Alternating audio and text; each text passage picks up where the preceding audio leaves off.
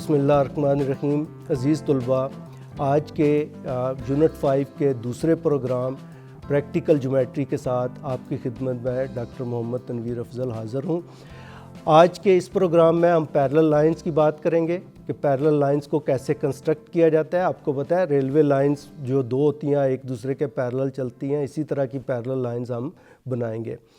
उसके बाद हम मुख्तलिफ़ किस्म के एंगल्स बनाने, जैसे कि हमने आपको पिछले प्रोग्राम में बताया था कि एंगल्स हमारे इर्द गिर्द हर जगह पे मौजूद होते हैं। तो मुख्तलिफ़ किस्म के एंगल्स बनाने, यानी 60 डिग्री का, 30 डिग्री का, 45 डिग्री का, 90 डिग्री का और 120 डिग्री का एंगल्स कैसे बनाते हैं ये सीखते हैं। तो आइए चलते हैं प्रैक्टिकल ज्योमेट्री की तरफ।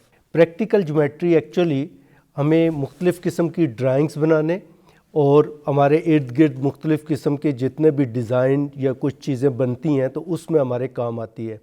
प्रैक्टिकल ज्योमेट्री हमें ये इस काबिल कर देती है कि हम ज्योमेट्रिकल फिगर्स को समझ सकें और फिर उसकी प्रॉपर्टीज़ को मुख्तलिफ़ जगहों पे अप्लाई भी कर सकें। प्रैक्टिकल ज्योमेट्री में 2-3 कंसेप्ट्स जो बुनियादी अहमियत के हमल हैं वो है पैरेलल लाइंस, यानी हम उन्हें कैसे कंस्ट्रक्ट करते हैं, फिर उसके बाद मुख्तलिफ़ ज़ाविये कैसे बनाते हैं और फिर मुख्तलिफ़ ट्राइंगल्स कैसे बनाई जाती हैं। तो इसके अलावा उनके अंदर सर्कल बनाना, ट्राइंगल्स के बाहर सर्कल बनाना, मुस्ततील बनाना, मुरब्बा बनाना, रेक्टेंगल्स एंड स्क्वायर्स, ये भी इसी में आते हैं। लेकिन हम चलते हैं पैरेलल लाइंस की तरफ। पैरेलल लाइंस होती क्या है?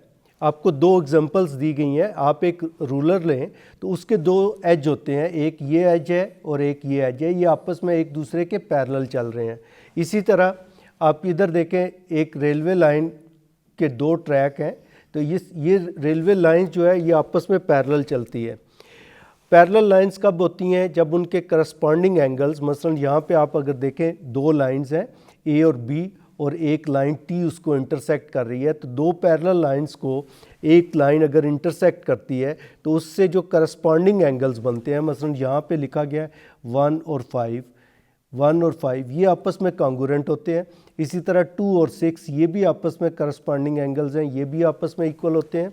इसी तरह 3 और 7 और फिर 4 और 8 ये भी करस्पॉन्डिंग एंगल्स हैं। डिफरेंट कलर्स में आपको शो किए गए हैं ताकि पैरेलल लाइंस के कंसेप्ट को क्लियर किया जाए। इसी तरह अल्टरनेट इंटीरियर एंगल्स भी कॉन्ग्रुएंट होते हैं। अल्टरनेट एंगल्स कैसे बनते हैं? मसलन आप देखें 3 और 6, एंगल 3 और एंगल 6 ये अल्टरनेट एंगल बन गया, एक इधर बन गया एक इधर बन गया। इसी तरह हमारे पास जो है 4 और 5 ये भी अल्टरनेट एंगल्स जो है बन गए, तो ये भी आपस में कॉन्ग्रुएंट होंगे।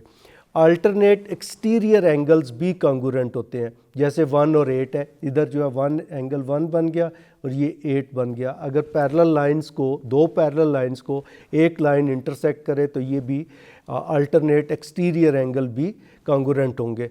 Consecutive interior angles are supplementary, ये बहुत इंपॉर्टेंट कंसेप्ट है। जैसे मैंने आपको कहा था सप्लीमेंट्री का, यानी 2 एंगल्स का सम 180 होना चाहिए। तो यहाँ पे देखें एंगल 3 और एंगल 5 जो है ये आपस में मिलके इनका सम जो है, सॉरी एंगल 3 और 5 नहीं, एंगल 3 और 4 ये मिलके आपके पास जो है बन जाएगा 180 डिग्री।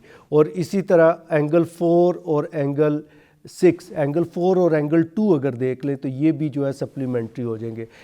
ये जो आगे आपको लिखा गया है 3 और 5, इनका सम भी एक्चुअली जो है वो 180 ही होगा, लेकिन जो पिछली वाली जो इसकी प्रॉपर्टीज़ हैं उनको जब आप यूज़ करेंगे। लेकिन आपने ये देखना है कि जब एक ही लाइन पे 2 एंगल बनेंगे तो उनका सम 180 होगा 3 और 4 का। अब 4 और 5 आपस में इक्वल हैं, इसलिए 3 और 5 का सम भी 180 हो जाएगा। इसी तरह 4 और 6 जो है हमने लिखा, लेकिन मैंने आपको कहा 4 और 2 जो है ये 180 होगा। अब अगर देखें 2 और 6 आपस में इक्वल हैं तो इसलिए जो है ये 2 और 6 भी इक्वल हैं, तो इसलिए हमारे पास 4 और 6 का सम भी 180 हो गया। तो इस तरह ये पैरेलल लाइंस की प्रॉपर्टीज़ है। तो हम चलते हैं कि पैरेलल लाइंस को बनाया कैसे जाता है। 2 पैरेलल लाइंस, ये इसके स्टेप्स ऑफ कंस्ट्रक्शन लिखे हुए हैं इसके साथ, लेकिन मैं आपको बताता हूँ कि 2 लाइंस को कैसे बनाएंगे। फ़र्ज़ करें कि आपने एक लाइन M बना ली है, ये लाइन आपने M ले ली, इसके ऊपर आपने एक लाइन ये वाली T लाइन बना ली, इस लाइन को बनाने के बाद आप देखें तो ये लाइन आर पॉइंट पे इंटरसेक्ट कर रही है लाइन एम को। तो जब ये आर पॉइंट पे इंटरसेक्ट कर रही है तो बड़ा आसान सा तरीका है कि हम इसमें अपने पास लें क्या, एक कंपस और फिर प्रोटेक्टर भी आपके पास होना चाहिए। कंपस, पेंसिल, रूलर ये बहुत इंपॉर्टेंट है, और पेंसिल के लिए शार्पनर भी और रबर भी आपके पास होना चाहिए। ये इंपॉर्टेंट चीज़ें हैं जब आप प्रैक्टिकल ज्योमेट्री की तरफ जाते हैं। तो पहले हमने एक लाइन एम ले ली, फिर एक लाइन ले ली टी जो कि इसे आर पॉइंट पे इंटरसेक्ट कर रही है। अब हमने कंपस को खोलना है, और जितना खोलना है उसके बाद फिर उसे हमने दोबारा से चेंज नहीं करना। आप कंपस को खोल के एक लाइन ये आर्क लगा ली, आर को keeping R as a centre draw an arc of any radius which intersect line M at point 3। इसको हमने 3 कह दिया, इस पे वो जो ऐसे इंटरसेक्ट कर लिया। अब उसके बाद हमने इसी को लेके जहाँ पे एक पॉइंट ले लिया P, और उसके बाद एक आर्क ड्रा कर ली। एक आर्क, अभी आपको ये लाइन नहीं मिली हुई, एन लाइन आपको नहीं मिली हुई, आपने कोई एक पॉइंट P ले लिया, किसके ऊपर, T के ऊपर, और उसके साथ आपने उतनी ही आर्क की एक लाइन बना ली। अब उसके बाद क्या करेंगे कि आप इसमें से इसी टी के ऊपर जब वही आर्क आपने बना ली, तो अब आप जो है इसको मेजर करेंगे, यहाँ से लेकर यहाँ तक कंपस खोलेंगे और फिर इधर टी के ऊपर रख के और एक आर्क इधर लगा लेंगे। तो आपके पास ये 2 आर्क्स आ गई जो एक दूसरे को इंटरसेक्ट कर रही हैं। तो एक पॉइंट आपके पास P हो गया। अब जब आपके पास 2 पॉइंट हो जाते हैं, ये P, इसको आप बेशक S कह लें, ये वाला पॉइंट, तो इनके दरमियान में से एक लाइन आपने इंटरसेक्ट खींच दी। ये लाइन अब लाइन M के, जिसको हमने नाम दे दिया N का, ये उसके पैरेलल हो जाएगी। तो आप दोबारा से एक दफ़ा देखें, मैं इसे एक्सप्लेन करता हूँ। ये लाइन हमने एक बना ली, इसको, इस लाइन के ऊपर हमने एक लाइन ऐसे बना ली T, इसको हमने T का नाम दे दिया। अब आप क्या करेंगे, आपने यहाँ रख के एक आर्क ड्रा करनी है, ये आर्क ड्रा कर ली, फिर इधर कोई पॉइंट लेके एक आर्क इधर ड्रा कर ली। अब उसके बाद आप इसको मेजर करेंगे, यहाँ से लेकर यहाँ तक ये मेजर किया, फिर उतनी पैमाइश की आर्क इधर लगा ली। अब इस पॉइंट P इसमें से जब आप ड्रा करेंगे तो ये इस लाइन के पैरेलल लाइन बन जाएगी। तो ये पैरेलल लाइन ड्रा करने का तरीका है, उम्मीद है आपको इसकी समझ आ जाएगी।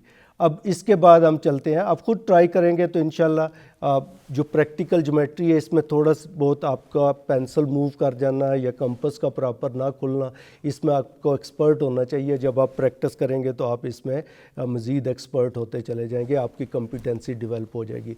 फिर हम आते हैं कंस्ट्रक्शन ऑफ एंगल। ये बड़ा इंटरेस्टिंग कंसेप्ट है कि आप ज़ाविये या एंगल कैसे बनाते हैं। एंगल बनाने के लिए हम क्या करते हैं, मैं आपको बता दूं। पहले एक लाइन हमने ये ड्रा की। अब देखिए, पहले हम 60 का एंगल बनाने जा रहे हैं। ये स्टेप्स ऑफ कंस्ट्रक्शन आप पढ़ेंगे तो आपको समझ आएगी, लेकिन मैं आपको करके दिखा रहा हूँ कि ये कैसे करना है। ये पॉइंट हमने BC ले लिया। अब आपने कंपास को किसी भी साइज़ में खोल लेना है और एक आर्क लगा लेनी है इस तरह। यहाँ पे आपने कंपास रखी और उसको खोल के आपने एक आर्क लगा ली। अब इस कंपास को चेंज नहीं करना, उसको इधर ले आना है और एक आर्क इधर ड्रा कर देनी है। जब आपने ये आर्क ड्रा की तो ये खुद 60 का एंगल बन गया। इसकी में से जो आप ड्रा करेंगे लाइन, 2 पॉइंट में से इस पॉइंट को हमने इधर D का है, ये B का है। D और B के दरमियान जो एंगल बनेगा वो 60 का होगा। इसमें की क्या है कि जितनी कंपास आपने ये खोली उतनी ही कंपास आपने इधर खोलनी है, ये E से D की तरफ भी उतनी ही खोलनी है। तो इस तरह आपके पास एक 60 का एंगल बन जाएगा। सबसे पहले आपने एक लाइन लेनी है, उस लाइन के ऊपर जो है एक एंड पॉइंट होगा, उस एंड पॉइंट के ऊपर जाके आपने कंपास को खोलना है। जितना भी खोला उतने ही जो है कंपास को खोलते हुए दूसरी आर्क ड्रा करनी है। इसमें से जो एंगल आपका बनेगा, जो 2 पॉइंट्स को B और D को मिलाती हुई रे गुजरेगी, वो आपका 60 का एंगल हो जाएगा। अब 60 का एंगल बना लिया तो 30 का एंगल बनाना और आसान हो गया। 60 के एंगल को बाइसेक्ट कर लें। बाइसेक्ट करने का मतलब होता है 2 बराबर हिस्सों में तकसीम करना। तो जब हम बाइसेक्ट करेंगे तो बाइसेक्ट करने का भी बड़ा आसान तरीका है। आपने कंपास को लेना है और उसको खोल लेना है थोड़ा सा ज़्यादा, पहले से ज़्यादा, जितना हमने ई तक खोला था उससे थोड़ा ज़्यादा खोलना है। अब ई पे रख के आपने एक आर्क लगा दी और उसी कंपास को खोल के डी पे रख के आपने दूसरी आर्क लगा दी। तो ये जो दोनों जहाँ पे इंटरसेक्ट करेंगे उस पॉइंट को हमने एफ कह दिया और ये वर्टेक्स है, कल भी आपको पिछले प्रोग्राम में भी बताया था। तो बी को एफ से मिला के जब हम एक रे खींच देंगे तो इसने 60 के एंगल को दो 30-30 के एंगल में डिवाइड कर दिया या बाइसेक्ट कर दिया। तो इस तरह ये जो एंगल हमारे पास बना ये 30 डिग्री का हो गया। तो पहले हमने 60 का एंगल बनाया, उसको बाइसेक्ट किया तो हमारे पास 30 डिग्री का एंगल बन गया। अब हम आते हैं 120 डिग्री का एंगल कैसे बनाते हैं। ये भी जिस तरह हमने 60 का एंगल बनाया उतना ही आसान है ये 120 का एंगल भी बनाना। 120 का एंगल कौन सा एंगल होगा ये कल मैंने आपको बताया था, उम्मीद है आप रिकॉल कर लेंगे। यस, इसको हम ऑब्ट्यूज एंगल कहते हैं। जो 90 वाला एंगल होता है वो राइट एंगल होता है, जो 90 से कम होता है वो एक्यूट एंगल होता है। तो हम क्या किया, हमने पहले आर्क को खोल के पहली आर्क लगाई तो ये 60 का एंगल था। अब ई पे हम कंपास को रख के तो दूसरी आर्क लगाएंगे और ये एफ का इसमें से जो लाइन खींची तो ये 120 का एंगल बन गया। अब दोबारा से सुन लें, जब हमने डी पे रख के एक आर्क लगाई तो 60 हो गया, ई पे रख के दूसरी आर्क लगाई तो वो 120 हो गया, 60 प्लस 60 120 हो गया। तो अब हमारे पास जब 120 का एंगल भी बन गया तो हम अगला एंगल जो है वो इन दोनों को यानी 60 और आपको 30 के बाइसेक्टर भी बताया, जब 60 और 120 के दरमियान भी 60 डिग्रीज़ हैं। तो इसका जब हम बाइसेक्टर ड्रा करेंगे ई और एफ पे रख के तो अब देखें 60 इधर से आएगा 30 इधर से आएगा तो ये 90 डिग्री का एंगल बन जाएगा जिसे हम राइट एंगल कहते हैं। तो आइए राइट एंगल की तरफ चलते हैं।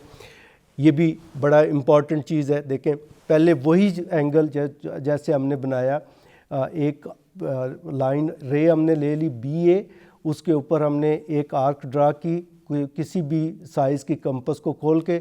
पहली जो रे हम ड्रा करेंगे आर्क वो हमें मिलेगी 60 डिग्री का एंगल। दूसरी आर्क जो ई को सेंटर मान के हम बनाएंगे वो एफ पे वो 120 का एंगल बनेगा। अब हमने इसी कंपास को यहाँ रख के ई पे रख के एक आर्क लगा ली और फिर एफ पे रख के दूसरी आर्क लगा ली। तो ये हमने जो एंगल 60 का बना था 60 और 120 के दरमियान उसका बाइसेक्टर ड्रा कर लिया। तो ये हमें मिल गया। जब हम सीधा बी के साथ इसे मिलाएंगे तो ये एंगल हमें 90 डिग्री का, ऐसे हम लिखते होते हैं, ये 90 डिग्री का एंगल मिल गया। तो इस तरह हमने 30 का एंगल बनाया, फिर उसी से हमने जो है 60 का एंगल बनाया, फिर उससे हमने 30 बाइसेक्ट कर लिया, फिर हमने जो है 120 का एंगल बनाया और बाइसेक्टर की वजह से हमने उसमें से जो है 90 का एंगल बना लिया। क्यों 90 का बना लिया? क्योंकि हमने बनाना है एंगल कितने का, 45 डिग्री का। अब दोबारा से जिस तरह हमने 60 के एंगल को बाइसेक्ट करके 30 का एंगल बना लिया, उसी तरह हम 90 के एंगल को बाइसेक्ट करके 45 का एंगल बना लेंगे। तो 90 का एंगल बनाना, जब भी आपको आएगा कि आपने 45 डिग्री का एंगल बनाए तो आपने 90 के एंगल का बाइसेक्टर बनाना है। तो अब इस पूरे एंगल में जब हम 45 का बनाएंगे तो वो सारी पिछले वाले की रिवीजन हो जाएगी। तो आप इस पे ज़रा गौर कीजिएगा। मैं इसके स्टेप्स को दोबारा से एक्सप्लेन करता हूँ। हमने एक रे बी ए ली, उसके बाद हमने आर्क यानी कंपास को किसी भी साइज़ का खोल के एक आर्क एफ लगा दी जो एफ पॉइंट पे बी ए को इंटरसेक्ट कर रही है। अब हमने उसको हिलाना नहीं है, एक आर्क लगा देनी है सी पे और एक आर्क लगा देनी है डी पे, यानी एफ को सेंटर मान के एक आर्क लगाई जो सी पॉइंट पे इंटरसेक्ट करेगी, फिर सी को सेंटर मान के एक आर्क लगाई जो डी पे इंटरसेक्ट करेगी।